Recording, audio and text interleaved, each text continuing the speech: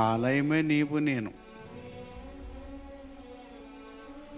దేవుని ఆలయాన్ని పాడు చేయొద్దు, సంఘాన్ని పాడు చేయొద్దు, విశ్వాసులను పాడు చేయొద్దు, ప్రార్థన చేసే వాళ్ళని పాడు చేయకూడదు, పరిచర్య చేసే వాళ్ళని పాడు చేయకూడదు, పాటలు పాడే వారిని పాడు చేయకూడదు, వాక్యం చెప్పే వాళ్ళని పాడు చేయకూడదు,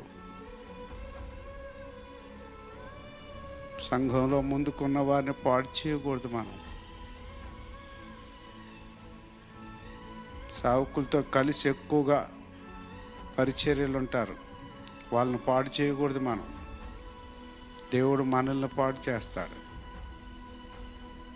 ప్రైజ్ ది లార్డ్, హల్లెలూయా. అదే కదా వాక్యం. మనల్ని ఎవరు పాడు చేయరు,